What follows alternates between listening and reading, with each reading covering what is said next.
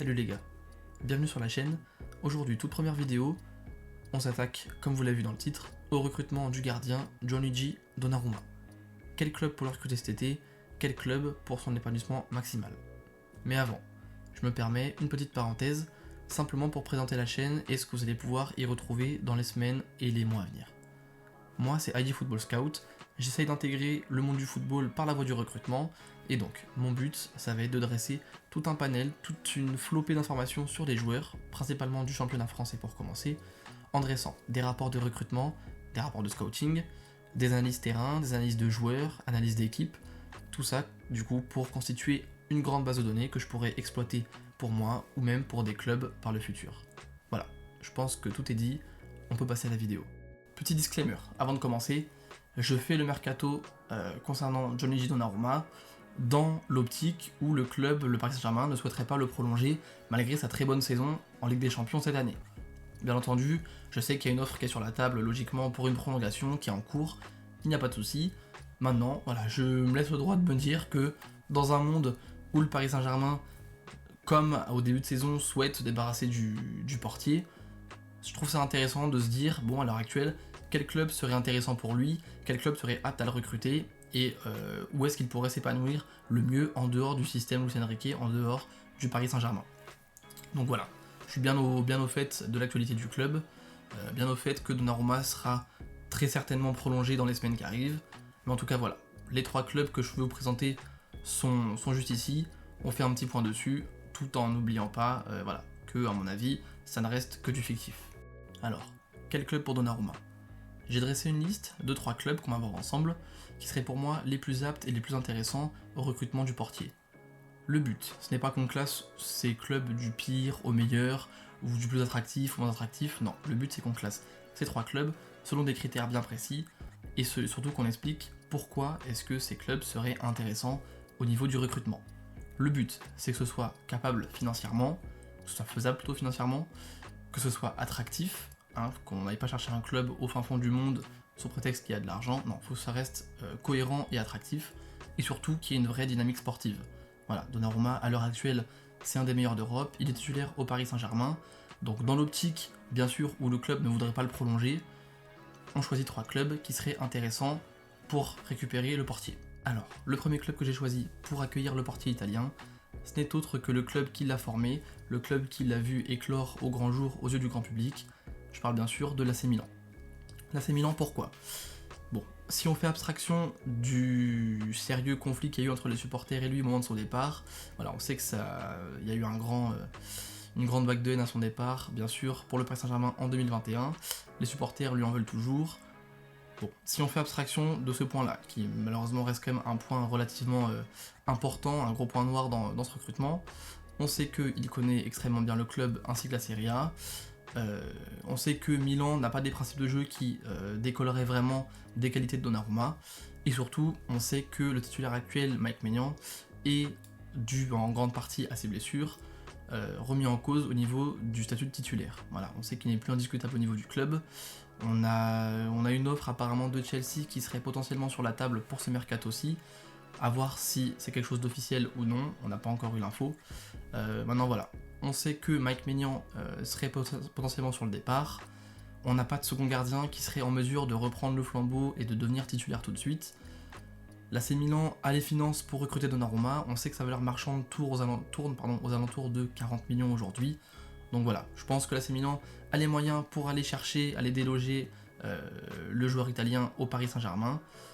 Et bon, si on fait abstraction bien sûr du souci avec les supporters, qui malheureusement reste quand même un grand inconvénient dans ce recrutement, on sait que ça pourrait être un transfert qui pourrait fortement réussir, d'autant plus quand on regarde en arrière le passage de Donnarumma dans le club milanais. En second club, alors un petit peu moins réaliste, mais tout de même ça pourrait se faire. Maintenant, il y a encore quelques petites choses à voir. C'est le club de Manchester United. Alors, c'est pour moi le club qui des 3 est le moins réaliste pour le recrutement de Donnarumma. Je m'explique. Alors, même si on sait que sportivement, cette année ça a été très catastrophique, ça a été amplement amplement suffisant au niveau des résultats pour United, hein, la saison chaotique avec la 16e ou 17e place je crois en Première Ligue. Malgré la finale d'Europa League qui a été perdue, ça reste quand même une saison qui n'est pas du tout au niveau des normes de United. Onana ne fait pas du tout l'unanimité au sein du club. Ça ne m'étonnerait pas qu'il soit poussé sur le départ cet été, à voir ce que les dirigeants voudront faire et à quelle somme il pourrait être évalué. Maintenant, voilà, si on veut repartir sur une base solide pour redéfinir ce nouveau projet que United doit faire, parce que concrètement, ça fait plusieurs années que ça va droit dans le mur, voilà, on voit bien qu'il n'y a pas de réelle base, pas de réel fondement, si ce n'est Bruno Fernandes qui sauve un peu les meubles. Voilà, je pense que Donnarumma serait une base très solide au niveau de la défense pour établir ce nouveau projet. Faudrait bien sûr l'accompagner après d'une défense qui tient la route, hein, bien sûr. On sait que Donnarumma c'est très très fort sur sa ligne, c'est des arrêts réflexes hors du commun. Maintenant, dès qu'il y a un petit peu trop de responsabilité, dès qu'il y a besoin d'avoir du jeu au pied, tout de suite on sait que ça peut s'écrouler. Donc gare à ça, mais je pense que d'un côté sportif, ça pourrait réussir à Manchester. Voilà, maintenant on sait que ce club, malheureusement, dès que des joueurs y vont, c'est un peu qui tout double, c'est même très compliqué pour la majorité d'entre eux, mais à voir. Voilà, je pense que sportivement ça pourrait coller. Maintenant, financièrement, attention, vu qu'ils ne joueront pas l'Europe la saison prochaine, à voir si au niveau des finances, ils pourront se permettre de recruter Donnarumma à 40 millions, je pense. Voilà, à voir ce que ça pourrait donner. Maintenant, je pense que c'est un pari qui pourrait être tentant pour United. Un peu moins pour Donnarumma, mais bon, on essaye de se mettre du point de vue des clubs, lesquels seraient les plus intéressants. Moi, United, je pense que c'est une bonne chose pour le club d'aller chercher Donnarumma. Il n'y a pas énormément de gardiens sur le marché à l'heure actuelle de sa trempe et à un prix qui est pour le coup peu élevé. Je trouve que 40 millions c'est peu élevé pour un gardien de son niveau.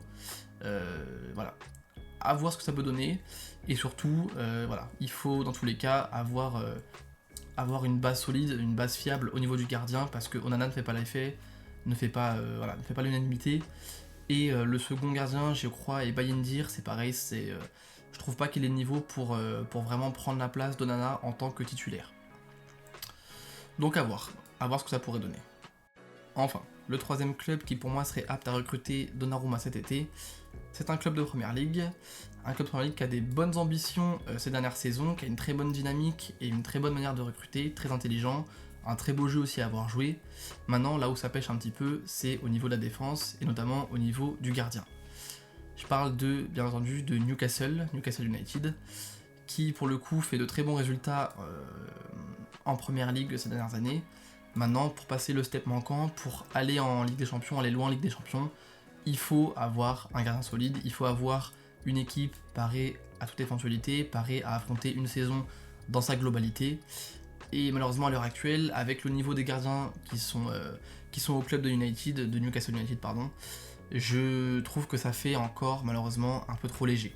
Voilà, on sait que les trois gardiens qui sont actuellement en course pour la place de titulaire et la place de remplaçant, le plus jeune a 31 ans, c'est Nick Pope qui a 31 ans, et quand on voit un petit peu au niveau des buts encaissés, au niveau des buts encaissés par rapport au nombre de matchs, etc., même si la défense n'est pas exemple de tout reproche, voilà, je pense qu'on peut quand même aller chercher une classe au-dessus.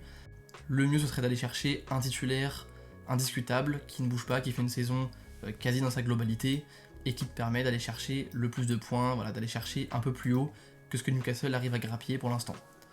D'autant plus que Newcastle jouera la Ligue des Champions, donc au niveau financier, ils peuvent se permettre d'aller chercher Donnarumma. 40 millions, c'est faisable, d'autant plus qu'il n'y a pas énormément de points d'amélioration non plus, j'ai envie de dire flagrant à Newcastle. On sait qu'au niveau du milieu, c'est très fourni, on sait qu'au niveau de l'attaque, s'ils veulent conserver Isaac, pareil, il y a de très bonnes choses à faire. Maintenant, c'est au niveau de la défense et du gardien qu'il faut aller se renforcer pour aller chercher ce step supérieur. Donc voilà, niveau financier, ça pourrait le faire. Niveau sportif, ça pourrait également le faire. J'ai regardé quelques matchs de Newcastle. La majorité du temps, le gardien n'est pas, enfin en tout cas Nick Pope en l'occurrence, n'est pas sollicité par un jeu au pied extraordinaire. Donc ça correspond tout à fait aux qualités de Donnarumma. On sait qu'il ne faut pas un coach ni un système qui soit basé sur sa qualité de jeu au pied, qui là on le sait est complètement médiocre. Le but, c'est qu'il soit vraiment le dernier rempart. Le joueur qui fait les arrêts réflexes, le joueur qui maintient la maison, la baraque à flot. Voilà, le but c'est qu'il soit là vraiment en dernier rempart, en soutien, et qu'il assure en fait, qu'il assure plusieurs points par saison grâce à ses arrêts, grâce à ses interventions. Voilà, pour moi, Newcastle, ça constitue, je trouve, à titre personnel en tout cas, le meilleur choix des trois. Je trouve que sportivement, ça colle beaucoup. Financièrement, ils s'y retrouveront aussi, eux, de leur côté. Et puis au niveau de l'attractivité, moi, Donnarumma en première ligue, j'ai envie de voir ce que ça donne. Donnarumma en dehors du système Paris Saint-Germain, j'ai envie de voir ce que ça donne. Ça fait longtemps qu'on l'a pas vu avec un nouveau challenge. C'est sa première saison où vraiment on voit que c'est un indiscutable au sein du Paris Saint-Germain. Maintenant, comme je disais tout à l'heure, au cas où le club, voilà, dans une réalité où le club ne souhaiterait pas le prolonger, malgré sa bonne saison en Ligue des Champions, sa très bonne saison cette année en Ligue des Champions, voici les 3 clubs qui, pour moi, sont les plus aptes à recruter Johnny Donnarumma cet été, et où j'aimerais beaucoup le voir, moi, particulièrement. Donc voilà, écoutez les amis, je pense que l'essentiel est dit. Encore une fois, si besoin de retrouver le rapport, il est directement sur le site internet idfootballscout.com, vous pouvez y aller, il y aura beaucoup de rapports qui seront mis en temps voulu directement sur le site. J'ai préféré commencer par Donnarumma aujourd'hui parce que au moins je préfère commencer par des joueurs que je maîtrise, et on va aller plus en profondeur au fur et à mesure, en Ligue 2, en National, etc. pour aller vraiment dénicher les pépites, les joueurs qui méritent un coup d'œil, et voilà, faire des analyses de la même manière, analyse terrain, analyse tactique, analyse du joueur, et pourquoi pas mercato aussi quand le joueur s'y prête directement. En tout cas, merci à vous. Je reviens très vite avec une nouvelle vidéo. Je ne sais pas encore sur quel joueur, on va bien trouver, mais en tout cas voilà. Merci pour votre temps, merci pour le visionnage, et écoutez, à la prochaine. Ciao.